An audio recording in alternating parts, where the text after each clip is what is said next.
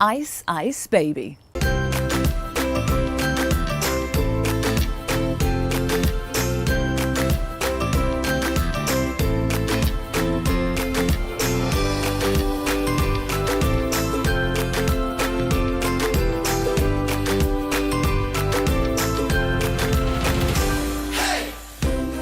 Hello, welcome to Get Gardening. I'm Thordis and today we're talking about the good old garden pond that you find in hundreds of thousands of gardens across the UK and countless gardens across the world.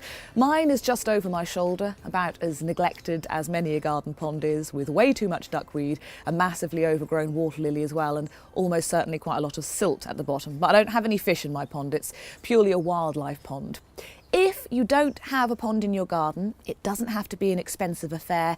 You don't need to go to the garden centre and get really expensive pond liners with decades of guarantee to their name, or even those pre-moulded ones that look quite tricky to put in. You could simply sink a washing up bowl in, new or old, and as long as you put a couple of bricks or logs in there so that any hedgehog that falls in can get out again, that source of water will be invaluable to so many animals visiting your garden, birds, insects, all of it. Now, if you do have a pond in your garden, when it starts to get a bit chilly, winter months are drawing in, you might worry about the ice on your pond.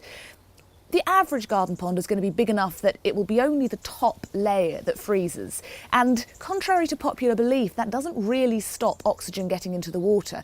Oxygen moves into water at such a slow rate that actually, with the ice on top, all those oxygenating plants in your water are going to build up oxygen because it's not escaping, the ice is there to stop it.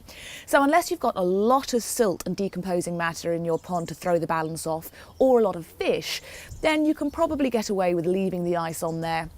Clear away any snow if it settles on top of the ice, because if the light isn't getting through, your plants can't photosynthesize, and obviously you need the plants in the first place.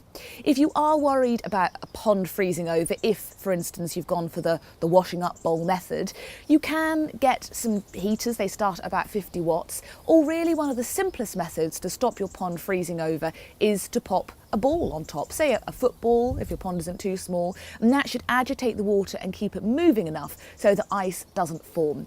If it does and you've got fish, you could go for the old saucepan method to put a hole in that water, but as I've said, it's not really all that important. Whatever you do though, don't take a hammer to the ice. Your fish certainly won't thank you.